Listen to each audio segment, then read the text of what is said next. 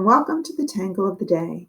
My name is Amy Lilien-Harper, and I am a certified Zentangle instructor, a CZT, and I am also one of the children's librarians at the Wilton Library, and I'm here to do a tangle with you today, and we are doing a tangle called Shattuck. All right, so before we get started, I'm just really quickly going to show you my supplies. So I have this cute little tile. It's called a bijou tile. It's very small, as you can see, much smaller than a standard tile. I'm working on this because I'm just doing one tangle to keep this short. I'm working with a Sakura Micron 01 pen. It's got an extremely fine point, as you can see, and that's my preferred pen, but there are other options. And then I have this little tiny official Zentangle pencil, but any soft lead pencil will do just fine. And then I have a tortillon, or a blending tool. And we are going to start off. We always start off our Zentangle method with a few minutes of gratitude and appreciation. So I encourage you to pause your video and just take a few deep breaths and appreciate the fact that we have the time to do this. Our next step is our corner dots. I don't always do this with a bijou, but today I'm going to. So I'm going to just put a dot in each of the four corners of my tile. And then I'm going to go ahead and do the next step, which is to create a border. Now, when we do our work in pencil on our tile until we shade, everything we do in pencil is done lightly. And the idea is that you are working to give yourself just some parameters.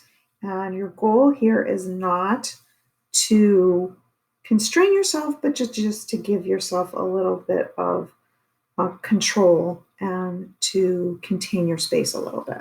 So it's for structure. Now, and we do everything we do lightly in pencil because we might want to go over it, and that's fine.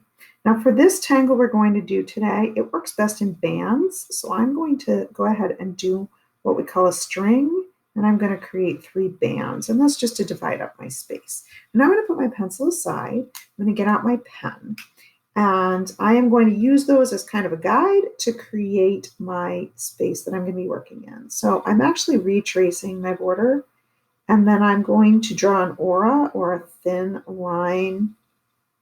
So you see I've got this little thin line in between, and then I am going to draw another one, and I think I'm going to actually draw right here. So I want to narrow this space a little bit. And I'm going to go ahead and do that to my whole tile. I'm just going to create a series of these little borders, or double lines. I'm going to do one more at the top. And you can see my spaces didn't come out identical, but they're pretty close. Okay, everything we do in our Zentangle is done purely by hand. So there's obviously some variations if you're not getting perfect lines, and that's totally fine. That's what gives it character. All right, now Shattuck can be done either with curved or with straight lines. I prefer it with curved, so we're going to do it with curved. And you can do it a couple different ways, but I'm going to teach the way I'm most comfortable with. So what I'm going to do is I'm going to make a series of little sort of curves, like a rainbow kind of thing. I'm going to start right here, and I'm going to just aura that, and aura it again, and aura it again, and aura it again. And I'm trying to keep my auras about the same distance apart from each other, but they're not perfect. And once I've done one little sort of rainbow, I'm going to rotate my tile till it's upside down, and I'm going to start another one in this corner where these two meet. So I'm going to do the same thing.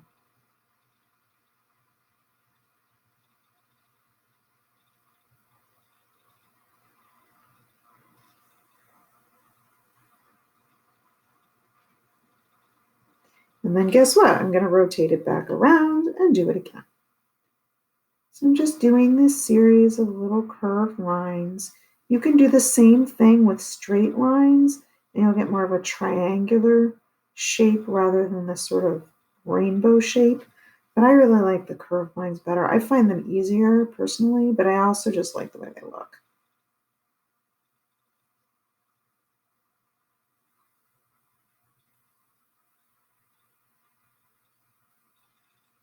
And now I'm going to do one more. I do find that this tangle works best in some sort of a slightly contained space.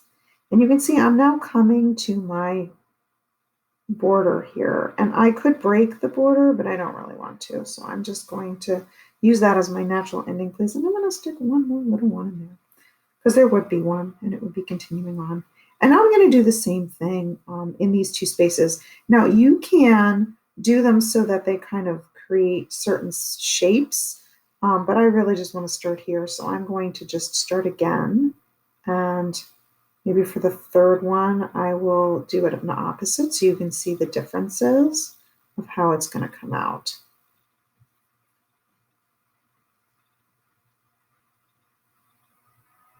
And you just work in your space as it develops. Your Shattuck is not going to look just like my Shattuck, and your space is not going to come out exactly the way mine is, because your lines might be a little wider apart, or they might be a little closer together, or your arches might be a little bit wider or longer or whatever, or your lines that you're working between, their distance might be a little different. So it's going to be different, and it's going to be different every time you do it, and that's totally fine. That's part of the beauty of tangling, is that you can do the same tangle multiple different times and make it look a little different. You can also do that with shading. You can make it look different depending on how you shade it. So I think I have room for probably one more in here. And the goal is to make them consistent. Some people are really good at consistency. It's not my strength, so I try to make them consistent, but don't worry about it if yours are not perfectly consistent. Okay, so you see I did these and they kind of came out opposite. I'm going to try doing one this way and just see what happens so that they kind of match up, and then you can see the difference.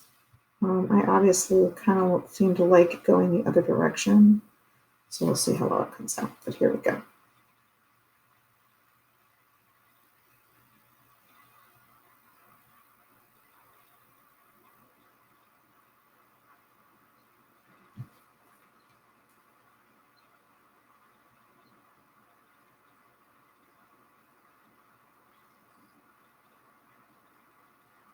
And it would have come out a little differently if I'd started on the bottom or if I'd started with it upside down.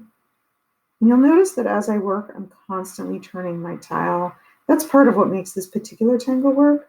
But the other reason we turn our tile, not just to make sure that you remember the pattern and follow it, is to keep your hand in a comfortable position and allow you to do the best job you can of staying comfortable. So your lines are more consistent if you're doing them the same way each time. So when I do these lines, as I do them, when I rotate, I'm doing them the same direction. I'm holding my pen the same way. And so that gives us more consistency. Okay, so there's Shattuck. It's just a bunch of little rainbows.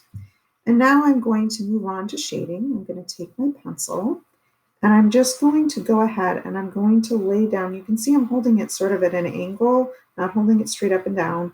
And it's a small pencil, so I can tuck it into my hand, but you can do this with a big pencil too. And I'm using kind of the side of the point, and I'm just laying some graphite down right along that edge. And I'm going to do the same thing on the top. And I'm actually going to do the same thing on all of these. So I'm going to go ahead and just do all of these like this. And now I'm going to turn it over. And you can see even with my pencil, I want to keep my hand comfortable. I want to keep it at the same space. So I move my tile, not my hand. Okay, now I'm going to take my tortilla. You can see mine is black at the tip. That's because it's been used before. When you get them, they're just white. It's just paper, basically. And I'm just going to take my tortilla, and I'm really just going to soften that line. I'm going to bring it a little bit this way, and a little that way, back and forth.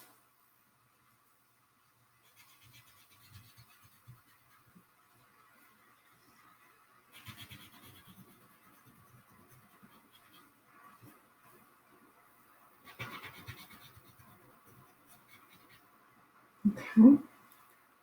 And there you go. That's Shattuck. And if you have a white pencil, I love to run a white pencil up the middle. That gives it even more of a curve. And you can actually do one other thing to shade, which I sometimes like to do, so I'll go ahead and do that too. I put some shading right along these curves. So the outermost curve of each one, I'm going to put a little bit of graphite. And again, I'm using the side of my pencil.